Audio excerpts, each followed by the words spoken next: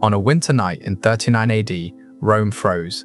Not because of the cold, but because every family knew this was the night someone's daughter would disappear. Imagine being 14 years old, already in your nightclothes, thinking the world outside your window is calm, when suddenly you hear armored footsteps echoing down your street. You grew up hearing that a call from the emperor was a privilege. No one warned you it could come without warning. No one warned you the guards would cross your threshold as if your home already belonged to them. And absolutely no one warned you why they carried a lantern covered in red cloth, a lantern they would place in front of your door. In a few minutes, you'll hear your mother whisper your name as if saying it too loudly might anger the gods. In a few minutes, your father will force a smile he cannot hold. And in a few minutes, you'll learn the truth every noble family fears. The Palatine doesn't summon daughters, it claims them. And if you think Flavia's nightmare begins here, you're wrong. What's waiting for her inside the palace makes this moment feel merciful. This isn't rumor. This was the night the Garden of Venus opened. A ritual so terrifying that Rome buried every trace of it. If hidden horrors of the past fascinate you, subscribe to Grim History, hit the like button, and once you reach the moment that unsettles you most, tell me where you're watching from. Let's begin. And the girl who will learn the truth first is Flavia. Remember Flavia, because everything you're about to learn forged the man who will soon decide her fate. To understand how a human being can rot from the inside and emerge as a creature capable of consuming an entire empire, you must go back to the beginning, back to the bloodline that birthed him and the shadows that shaped him long before Rome learned to fear his name. Caligula did not materialize out of madness. He was born into glory, the son of Germanicus, Rome's golden general, the man whose very presence could quiet a legion and ignite a city. The boy should have inherited honor, strength, nobility. Instead, something far more corrosive seeped into him. His childhood did not unfold in gardens or tutors' halls. It unfolded on the raw edge of the empire, in military camps drenched in sweat, iron, and the metallic breath of war. He learned to walk between rows of hardened legionaries, the ground vibrating with the thud of hobnailed sandals. The soldiers adored the sight of their commander's son in miniature armor and called him Caligula, Little Boot. A nickname meant in love, but one that would soon cling to a far darker legacy. But even then, something inside him bent. That frontier world taught him its first rule: power isn't inherited, it's taken. And once you take it, you don't ask forgiveness for how you use it. It was the first crack in the child's soul, and the cracks were about to deepen. The shattering blow came with the mysterious death of Germanicus. Overnight, the beloved child became a target. He watched, helpless, as his mother and brothers were exiled, imprisoned, and executed one by one. No enemy army, no barbarian tribe, just the cold will of Emperor Tiberius. And then came Capri, the island where Rome imagined Tiberius retired in peace, but where something monstrous festered behind palace doors. And the twisted lessons Caligula learned here, Flavia will pay for them in ways she cannot yet imagine. Caligula, barely more than a boy, was forced to live beside the man who had annihilated his family. Capri was not a refuge. It was a gilded coffin, sealed with paranoia. For 6 suffocating years, he survived under the gaze of an emperor who trusted no one and killed on a whim. There, Caligula learned a new rule. One far darker than the first. To live, you must smile at the man you want to destroy. He hid every tear, swallowed every tremor of rage, and bowed to the murderer of his blood. And while he remained outwardly obedient, the fractures in his mind widened, widening until something cold and resentful slipped through. So when Tiberius finally died in 37 AD and the Senate lifted Caligula, now 24, into the throne, Rome erupted in a frenzy of relief. A new dawn. A new prince. The son of Germanicus had come to cleanse the rot. And for a moment, he did. He freed prisoners, destroyed the records of Tiberius's spies, cut hated taxes, poured gold into the streets, games, and feasts. Rome believed it had been saved. But the man who will one day reach for Flavia has not fully awakened yet. His darkness is only stretching its wings. But salvation was only the mask, because near the end of that first year, an illness struck so violently that the emperor hovered between life and death. And when he rose from that bed, Something vital had not returned with him. The boy who learned to hide his hatred on Capri no longer needed to hide anything at all. Standing atop the Palatine Hill, staring down at a city that worshipped him, Caligula finally grasped a terrible truth. At the peak of absolute power, there are no gods left above you, only victims below. The cheers of the masses, the trembling silence of the Senate, these did not humble him. His sanity sloughed away like dead skin, and beneath it emerged the creature Capri had carved. Generosity twisted into mania, justice curdled into cruelty. And within the darkness of his thoughts, an idea began to harden. Women of noble blood were not citizens, not daughters, not humans. They were instruments. And the first instrument he will test is waiting on a night Flavia does not yet know will destroy her life. This shift didn't fall on Rome like a thunderstorm. It crept into the city like a sickness. Slow, quiet, untraceable. A poison that seeped beneath marble floors and into patrician homes until it reached the people who believed themselves safest. And somewhere across Rome, Flavia's household heard the same knock. The knock no family dared answer, but no one was allowed to refuse. It began with a visit. The emperor's heralds did not carry swords that day. They carried scrolls sealed with imperial purple, a color that meant life or extinction. Inside those scrolls was the demand no parent dared refuse. Send your daughter, not just any daughter, the most beautiful, the most pure, the most politically advantageous. Families called it an honor. They knew it was a death sentence wearing perfume. To deny the emperor was treason. To obey him was to hand your child to the beast. The girls were taken to a secluded wing of the palace, a place Caligula named with cruel irony the Garden of Venus. Flavia stepped across this threshold, believing she still had control. She would lose that illusion before sunrise. At first glance, it was paradise. Pink marble walls, silk-lined beds, exotic perfumes, and servants who moved like shadows anticipating every need. The daughters of Rome stepped inside believing they had been chosen for sacred service. But slowly, agonizingly, they realized the truth. Paradise was only the decoration. The prison was everything beneath it. And the real purpose of this place, the horror it concealed, was still waiting to reveal itself. And the worst part, this was only the beginning. Because once Flavia's summons came, she would learn the garden did not break girls quickly. It broke them slowly enough for them to understand every step of their undoing. The jewels they were forced to wear weren't decorations, they were chains, heavy gold, cold against their skin, branding each girl as state-owned property. The transparent silks were worse. Garments designed not to clothe them, but to expose them, to remind them that their bodies no longer belonged to themselves. Their names were the first thing Caligula erased. Real names were dangerous. Real names meant identity. So he replaced them with numbers, mockeries, and humiliating nicknames whispered by the emperor himself. With every stripped identity, the Garden of Venus tightened its grip.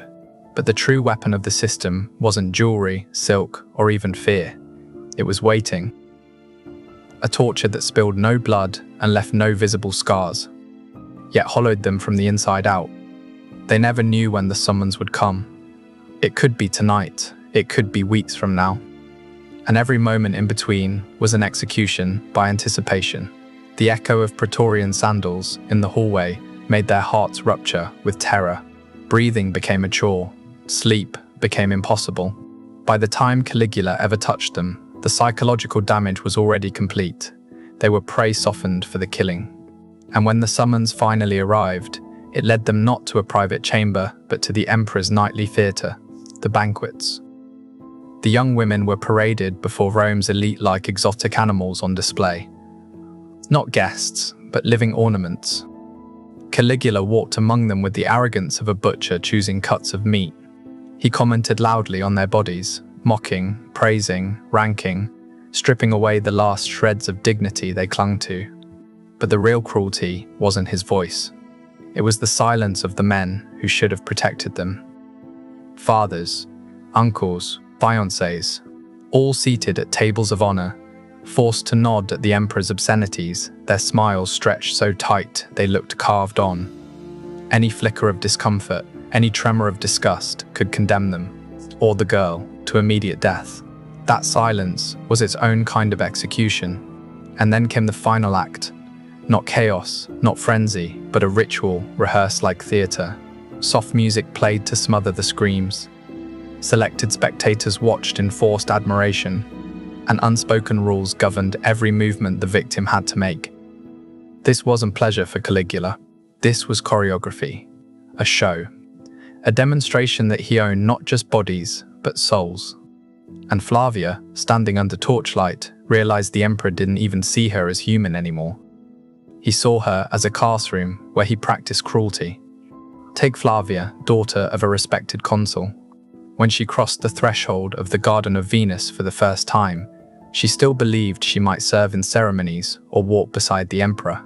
For the first days, Caligula showered her with gifts, attentiveness, even counterfeit gentleness.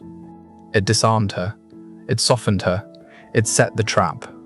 And when it finally snapped, when the illusion shattered and the truth bared its teeth, Flavia understood the one rule that governed this palace. You cannot resist a man who believes he is a god. Caligula wielded cruelty with expertise. He alternated brutality with feigned affection, beating a girl one night and weeping in her lap the next as he offered jewels worth kingdoms. This emotional whiplash rewired the mind. Victims no longer saw him clearly, hope and terror blended, comfort and violence fused. The one who broke them became the only one who could soothe them, a dependency engineered to make escape impossible. But Caligula wasn't finished. He destroyed solidarity next. Flavia tried to disappear into the crowd of victims, but in the Garden of Venus, being invisible could get you killed just as quickly as being noticed. He ranked the girls who pleased him most, who disappointed him, who would receive favor or punishment. He turned them against one another until they clawed for crumbs of safety, each girl seeing the others not as companions but as competition for survival. Unity died. And once unity died, the emperor owned everything. And when he tired of one of them, he didn't free her, he sold her. Clandestine auctions inside the palace walls offered broken young women to senators and generals, the same men who governed Rome by day. Caligula forced them to participate, staining their hands with the same filth that coated his own. Shared guilt is the strongest leash. And now the empire's elite were chained to him by their silence. But the shame did not stop there. Families were ordered to be grateful. Some fathers were forced to host celebratory feasts after their daughters were defiled. They toasted their child's honor while swallowing their horror like poison. In the Palatine, gratitude became another word for despair. And through all this, surveillance tightened like a noose. No corner was safe. Guards, slaves, spies, eyes everywhere. Even one muffled cry in the night could be reported as rebellion. Inside the Garden of Venus, layer after layer of humanity was scraped away until nothing remained but flesh, fear, and the echo of footsteps coming closer. By 40 and 41 AD, the palace atmosphere had become toxic enough to suffocate. The girls who once arrived with bright eyes and soft voices were now skeletal phantoms drifting through the corridors. Many stopped speaking entirely. Some stopped responding. Their minds retreated inward, hiding in the last place Caligula couldn't reach. Doctors noted dissociation, souls detaching from bodies just to survive. But the truth the court tried hardest to hide was far darker. The suicides had begun. And once they began, they did not stop. Some girls broke, others shattered. Flavia. She was caught somewhere in the middle, too frightened to die, too broken to live. Whispers among the servants spoke of 6 confirmed suicides, but everyone knew the truth. 6 was only the number the palace failed to hide. The real count was buried under marble floors and imperial silence. And Flavia began to wonder if surviving was actually the cruelest outcome. Death, once the thing they feared most, became the only horizon that offered relief. A final act of sovereign freedom in a world where they owned nothing else. Not even their own names. Some slit their veins with shards of shattered vases. Some tore strips of silk from their luxurious dresses and fashioned nooses from them. Others simply climbed the balconies and stepped off, letting gravity deliver the mercy their emperor never would. For these girls, the cold arms of death were kinder than Caligula's touch. But the emperor was not satisfied. In his delusion of godhood, he devised a new cruelty, a torment so perverse it attacked the victims through the people they loved. He allowed parents to visit their daughters, not to rescue them, not to comfort them, but to watch them suffer. The girls were painted, perfumed, dressed in silks to hide their bruises. They were forced to smile, forced to act, forced to lie, their horror concealed behind cosmetics and trembling lips. And the parents, under the unblinking eyes of centurions, had to pretend this was a celebration. If a mother's voice cracked, she was executed. If a daughter dared let the mask slip, her family paid the price. Everyone was trapped in a grotesque theatre, swallowing their agony while the architect of their suffering watched with satisfaction. But then Caligula made the single mistake every tyrant eventually makes. He humiliated the men who carried the swords. Destroying women wasn't enough. He needed to emasculate the pillars of Rome itself. He dragged senators to watch their wives be violated. He mocked commanders of the Praetorian Guard, stripping them of dignity in front of their own men. He forced honored soldiers to utter vulgar passwords designed to degrade them. And among those soldiers was a man whose loyalty had once been unbreakable. Cassius Chaerea, a hardened veteran and faithful servant of Germanicus. Caligula's mockery of him was relentless. The emperor thought himself untouchable. He believed no blade would ever dare rise against him. He was wrong. The hatred in Chaerea and the conspirators mutated into something no longer political. It became survival. Caligula, once a useful tool, had become a malignant tumor eating through the Roman state. And on January 24, 41 AD, the tension finally exploded. During the Palatine Games, Caligula left through a private underground corridor, the Cryptoporticus, to take a bath. He entered the dim stone passageway believing himself immortal. He would not leave it alive. Chaerea and the conspirators blocked his path. There was no speech, no trial, no warning, only steel. The first strike, a blade to the neck, shattered his larynx, silencing the man who had demanded to be worshipped as a god. His cries choked in a flood of his own blood. Then came the frenzy. More than 30 stab wounds tore into him. The self-proclaimed Jupiter of Rome fell to the ground, writhing, pleading, dying like the terrified mortal he truly was. His life ended in a puddle of blood, humiliation etched across his contorted face. But the nightmare was not over. Just a few meters away, sealed inside the Garden of Venus, the young women heard the chaos, the screams, the metal clashing, the thunder of rushing feet. They huddled in corners, shaking, unable to understand whether this was salvation or another form of doom. Then, silence. Not the heavy silence of oppression, but the empty, unfamiliar silence of a world where the monster was suddenly gone. Yet none of them dared move, because after years in that palace, they understood one thing with horrifying clarity. When something ends in Rome, something worse often begins. And they were right to fear. Caligula's death did not birth a golden dawn.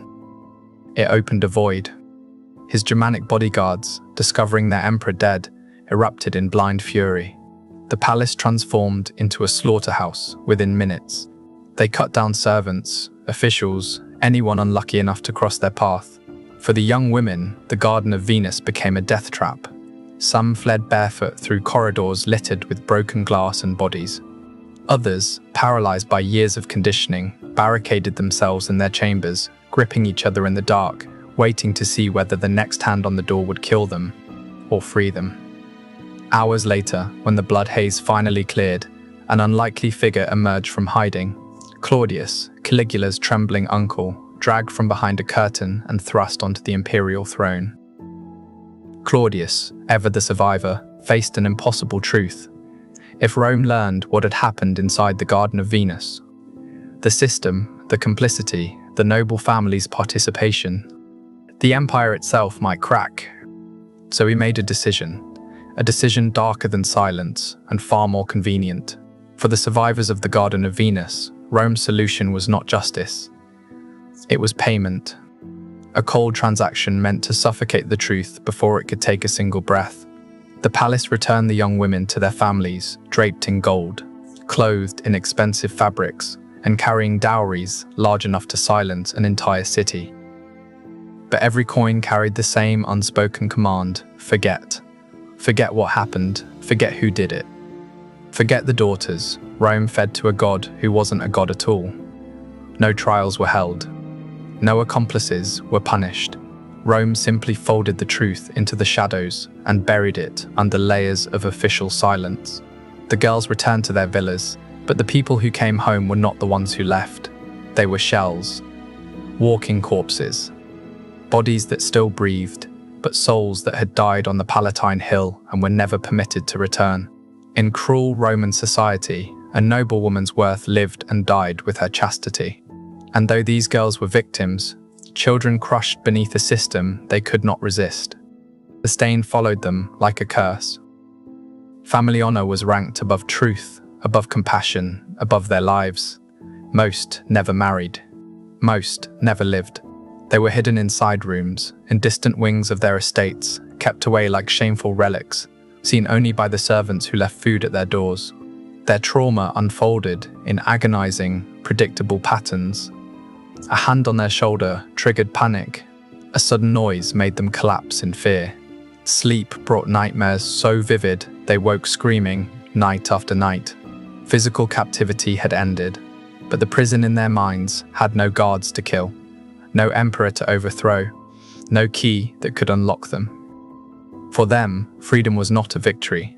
It was a sentence, a lifelong exile inside their own bodies. Rome looked away. Rome always looked away. It was easier to blame the women than to confront its own corruption. Easier to bury a crime than confront a civilization's rotting foundation. Because the truth of Caligula's reign was never about one man. It was about the system that built him, fed him, protected him, and allowed the Garden of Venus to exist in the first place. Later historians could argue over the exact details. Whether Suetonius embellished, whether rival dynasties magnified his cruelty. But the convergence of sources tells us one thing without question. A machine of abuse existed, a machine built to satisfy one man's darkest impulses. And Rome allowed it to operate in silence. This wasn't an isolated horror. It was a flaw in the empire's very architecture. Rome concentrated its legislative, judicial, military, and even divine power into the hands of a single man. No checks, no limits, no escape if the wrong man climbed the throne. Caligula proved how thin the line truly is between civilization and savagery, between order and chaos, between ruler and monster. And that line was drawn not on marble, but on the bodies of the nameless girls who perished in the Garden of Venus. Rome built wonders that survived millennia: arenas, aqueducts, law codes. But it failed at the simplest duty of any society, to protect its most vulnerable from the predators at the top. The story of these women is not just a historical tragedy. It is a warning that echoes across time. A nation may reach the summit of power, but if it sacrifices human dignity in the process, its legacy will be written not in glory, but in shame. History is often shaped by the victors, but shadows have a way of surviving.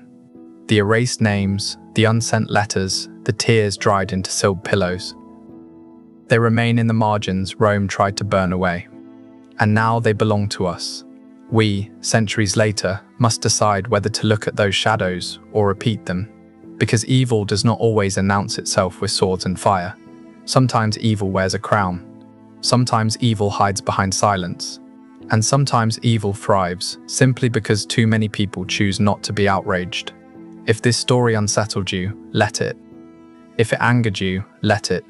And if it made you think about the cost of unchecked power, then the voices Rome tried to erase have finally been heard.